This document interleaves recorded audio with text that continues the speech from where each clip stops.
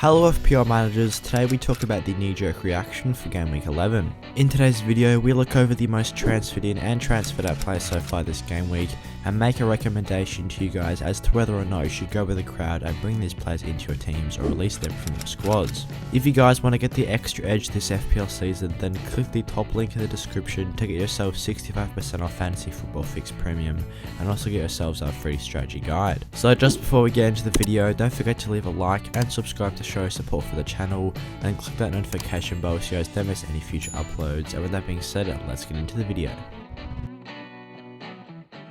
Starting off with the most transferred in players so far this game is beginning with Reece James. Reece James has seen already just under 200,000 managers move him into the squad after he recorded a very high 21 points in Game Week 10. This came about as he picked himself up 2 goals and a clean sheet against Newcastle away, as well as maximum bonus points and a very good all-round performance. This does actually make Reece James the top scoring defender in the game, getting himself 56 points so far, despite only starting just 3 matches. In this time, he's recorded 4 goals, 2 assists and 3 clean sheets, and has been incredibly efficient when he's been on the pitch. He is currently priced at £5.6 million, but his price is projected to rise in the coming day or so up to 5.7, so I definitely think it could be a good time to jump on him, as he has been getting decent starting minutes for Chelsea recently, as he has got himself 2 consecutive starts. His underlying numbers were very strong for his game against Newcastle, with an XG of 0.18 and XA of 0.3, attempting 4 shots, 3 of which were on target, and also had 3 attempted assists as well. Emil Smith-Rowe is the second most popular player to come into the squads this week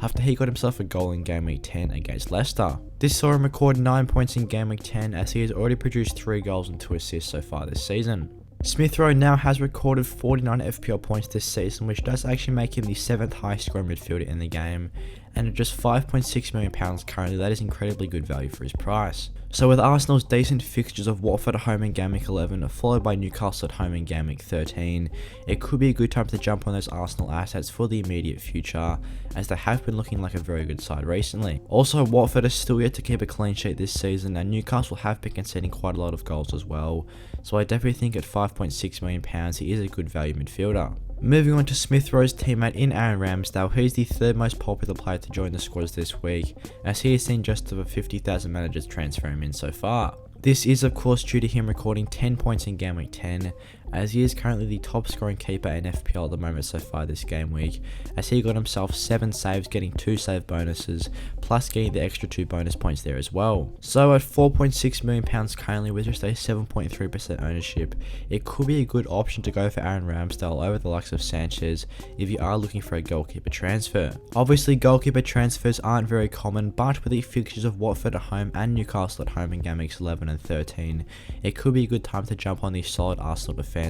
as they have been getting a fair few clean sheets recently. And moving on to the most transferred up players now, Marcos Alonso is the top player to depart the squads, as he couldn't take to the pitch in Game Week 10 for Chelsea. This has meant that Tuchel has benched him in his last 4 consecutive Premier League matches, as it does seem that Chilwell has been preferred over him. He is priced at £5.7 million at the moment, but this could be projected to drop, as I'm sure many managers will continue to move him out to the likes of Chilwell, who does look to be the nailed left back option for Chelsea at the moment. It is very difficult to tell which Chelsea defenders are going to be playing, with the likes of James and Azpilicueta getting rotated, as well as Chilwell and Alonso, but I do think since he has not started for the last 4 games, I think Chilwell will be getting a more extended run in the team. So I definitely think with this price dropping in the coming days, it could be a good time to jump off him. If you wanted to, you could definitely switch him out for another Chelsea defender, as they still have some decent fixtures facing Burnley at home in Game Week 11. Mateo Kovacic is another Chelsea defender that has been transferred out, as he picked up a hamstring injury and is going to be out until the 20th of November.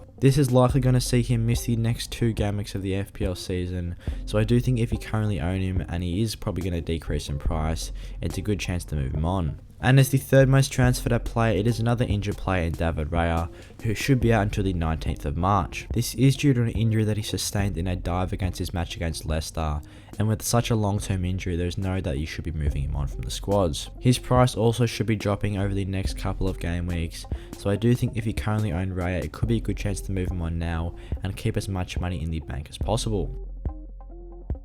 So with these most popular transfers in mind, let's have a look to the Game Week 11 transfer watch list. Reece James is the first player on the transfer watch list after coming off 21 points in Game Week 10, as he looks to be an incredibly good value pick for his price at £5.6 million,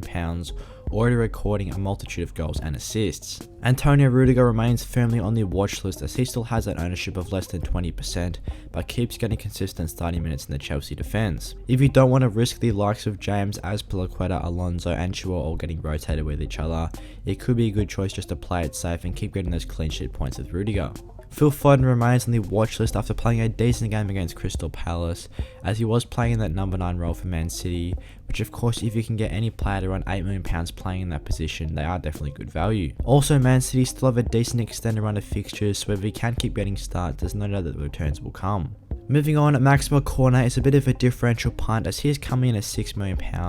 and he did produce a second consecutive double-digit return. This has seen him get himself 25 points in his last 2 games as he has already recorded 4 goals this season. Burnley also have some strong upcoming fixtures, but despite facing Chelsea away in Game Week 11, they then have Crystal Palace, Spurs, Wolves and Newcastle from Game Weeks 12 to 15, so if he can keep getting on the score sheet with just a 0.6% ownership, he could be a seriously good differential. Conor Gallagher is on the watch list once again after he got himself 13 points in Game Week 10, making it 3 goals and 4 assists so far for him this year. Crystal Palace also have some strong fixtures, where all the way up until Game Week 20 they only have 1 match with an FPL rating of over 3. Chilwell is of course in there in that Chelsea defence after they keep getting clean sheets, as he also got himself 2 bonus points in Game Week 10, as he was looking fairly threatening in attacking positions. Smith Rowe gets on the watch list after getting a double-digit haul in Game Week 10, as he could definitely be good value with Arsenal's strong short-term fixtures, and Aaron Ramsdale is the goalkeeper there, as he is definitely one to watch if you do want to make a goalkeeper transfer, which isn't very common, but with Arsenal's strong short-term fixtures and their strong defensive form at the moment, he definitely could be good value. So that's all I've got for today for the knee-jerk reaction of FPL Game Week 11. If you guys enjoyed the video, don't forget to leave a like and subscribe to show support for the channel, and also click that notification bell so you guys don't miss any future uploads, and leave a comment how your guys' game week has been getting on so far. With that being said, I'll see you guys in the next one.